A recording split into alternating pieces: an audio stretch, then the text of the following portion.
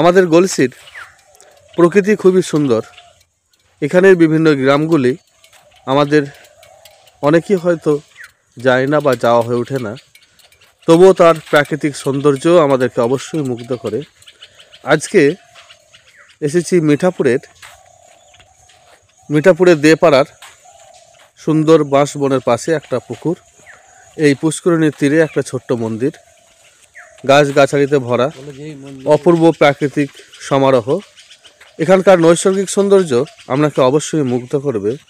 মিঠাপুর দেপাড়ার এই মন্দিরটি, জানিনি কোন দেবতার মন্দির, দেখা যাক। গলসি বর্ধমান।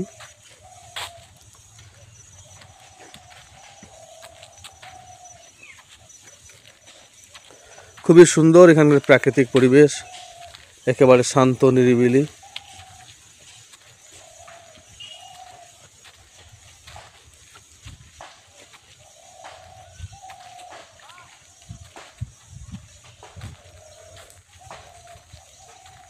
টিনের চালার উপর এই মন্দিরটি।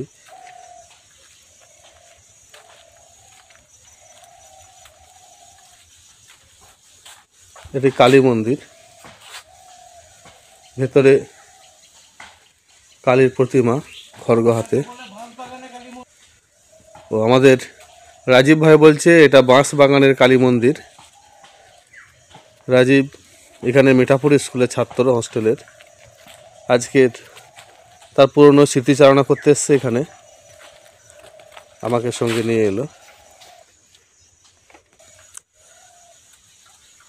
বাঁশ গাছের বন, সেই বনের মধ্যে এই কালী মন্দির। এটি বাঁশ বাগানের কালী মন্দির নামে পরিচিত। গলসি মিঠাপুর দেপাড়া। আরও সেটা ওইদিকে আরও একটি কালী মন্দির আছে, যেটাকে এখানকার এলাকাবাসী খুব শ্রদ্ধা করে, সেটাকে বাগানে কালী মন্দির বলা হয়। সেটা এর অপোজিট একটু দূরে যেতে গিয়ে প্রায় 500 মিটার দূরে আছে, সেটাকে বাগানে কালী মন্দির বলা হয়। আচ্ছা, ওটা বাগানে। আমরা যখন ছোটোবেলায় পড়াশোনা করেছি, এখানকার এলাকাবাসী, গ্রামবাসী, মুসলিম জাতি সবাই ওই মন্দিরটাকে খুব শ্রদ্ধা করতে দেখেছি। আচ্ছা, মানে জাতি ধর্ম নির্বিশেষে সবাই ওখানে খুব শ্রদ্ধা সম্মান করতো মন্দিরটাকে। সত্যি আমাদের রাঢ়বঙ্গের প্রকৃতি খুবই মনোরম।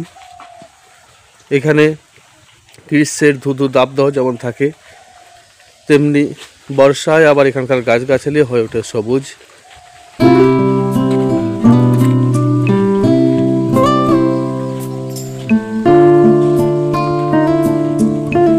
অপূর্ব প্রাকৃতিক পরিবেশের মধ্যে এই মিঠাপুর গ্রাম।